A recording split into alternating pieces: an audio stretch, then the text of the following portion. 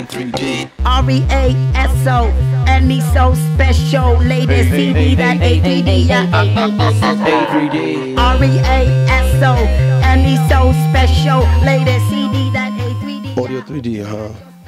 The idea behind the album was to actually, you know, create a sound-based album. Like basically, generally, like as Reason, you know, my thing is to make sound-based albums. And Audio3D, the idea was to actually create something that was a little bit more forward, a little bit more current. We wanted to make, you know, a record that had influences of other sounds. It was more about, you know, adding like more sounds to it, some synthesizers, some sound effects, some, you know, some editing, some more production to it, you know, and it was meant to create this thing that you can hear, you know, in your head and kind of like imagine it, you know, almost like see it kind of thing. And that's basically the basis of the name of the album. Now if you're with me, please just turn it up a notch. Let the speakers bang until it blows your mind. In terms of the first song on the album, which is called A3D, which is like kind of like an intro kind of a song, I think that was the one beat of all the beats that we got that kind of like defined, you know, just as one piece of production, the idea of what we're trying to achieve with this particular record. So A3D was really, it's like the theme song, you know, there's nothing much to it. It's more like, you know, it was more about, you know, this is Reason, meet Reason. But production wise, I think, you know, it was pretty much the source of, you know, in terms of setting a standard, it's setting a precedence of, okay, this is the kind of album that we're going in. It's very playful. It's got like sounds on there that I've never even used before, and to also not be shy about the fact that we've moved away from a very traditional sounding kind of production to a very, you know, aggressive kind of current, you know, level of production. So Audio3D was really just like a standard setter. I treat it as an intro, though a lot of people like reminding me that it's actually a full song, even suggesting that we should have put it out. Yeah, so that was the idea behind that song. So much that a man can take. Save me,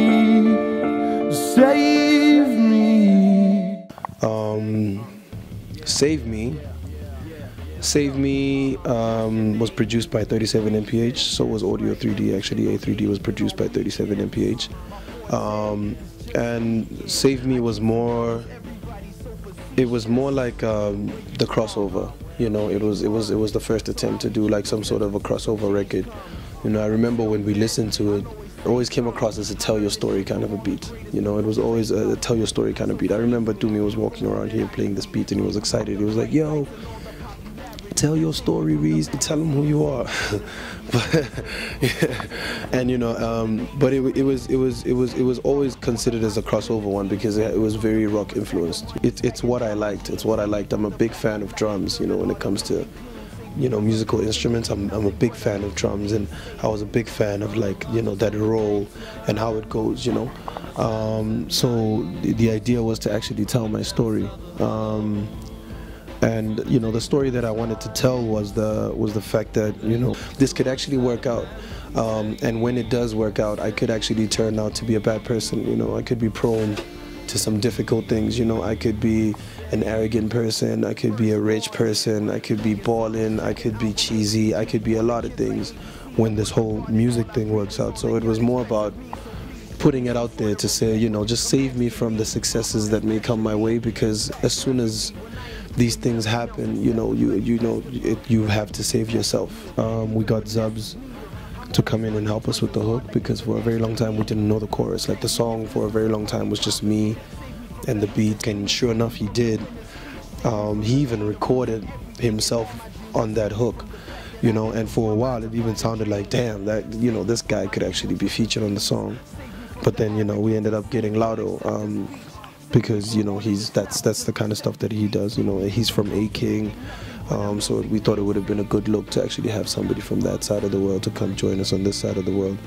So yeah, that was the story behind Save Me, and I think it's one of my favorite stories in the whole entire album, because, you know, it's got a little bit of prophecy in it.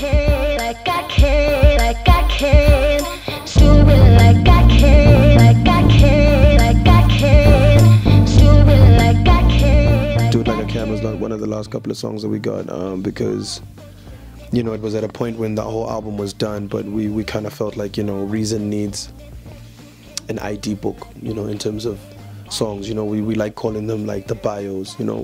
Reason needs a bio kind of song, you know, the kind of song that'll educate people on who I am, what I do, how I rap, am I cool, am I a nice guy, all that stuff, you know. We were at that point in the album where it was like, yo, you know, and initially it's actually like the breakout song. It's like, you know, when El Tito came out, he had We Rollin', you know, you'd listen to We Rollin' and you'd get the gist of who El Tito is.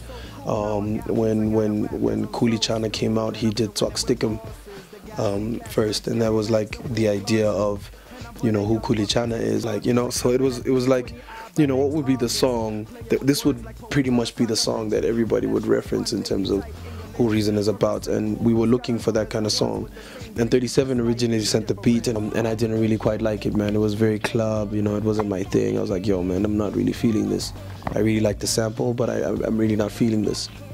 To a point where I left, I was working at Jupiter at that time, and I left my desk after sending that email. But I kept singing this hook in my head, you know? I kept singing the hook in my head, like everybody knew what was going on. I remember we were even getting retrenched on that day.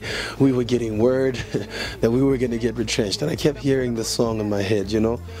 And when I went back to the desk, 37 had resent it again, and he's like, yo, what do you think of it this time? And this time he added a loop, and he added like some more keys, so it kind of made the song a little bit more musical, and it just had this hook that just kept going, do it like I can, like I, you know. So, and I remember that when I was busy playing it there, now I was in the office and I was bumping this thing like loud, and some homie of mine walked past and he was like, yo, man, stop listening to Janet Jackson. And, you know, as funny as that may be, as funny as that could be to someone, you know, that kind of convinced me, because it works. It's very nostalgic. It's very, it's sweet. It's very melodic. It's very catchy, and so on and so forth. So I really liked it from that point of view. And the thing about writing that specific song was we wrote it like 3 times, you know. I came in here, I recorded it, I went home, Doomy came back and was like, yo, that song is cool, but you need to like sound cooler. And we went back, we wrote the song, we came back and was like, yo, you sound cool, but like, you know, let's add a little bit more, you know. I ended up having to approach it like, you know, what would Biggie say on a song like this? And I say it's a Biggie song, or what would Biggie say in terms of, because Biggie was like the right amount of cool, the right amount of swag, the right amount of streets, the right amount. He was like all those things in one song. Like, you know, he was the one guy that could actually package a lot of cool things into one song, you know. He could school you, educate you, confuse you, trick you, and, you know, play with you, you know, in terms of flows and all that stuff, and lyrics and rhymes and styles and all that stuff. He could do all of that in one song, and that was the idea. It was like, you know, how do we take Reason from being this backpack rapper sounding or perceived guy and change him into a cool guy that could actually hang around with AKA or hang around with DJ Fresh. You know, how do you take this guy from this world and put him into this world? Like, what is it that you're gonna tell people that's gonna make people sit back and think, oh, okay, cool, yeah, I can buy a drink with this guy, you know? And yeah, that all came through on the 3rd recording, and it's arguably like one of the biggest songs that I've ever put out. I think it's the song that actually put me on the map somehow. But yeah, that was the whole thinking behind Do It Like I Can by itself.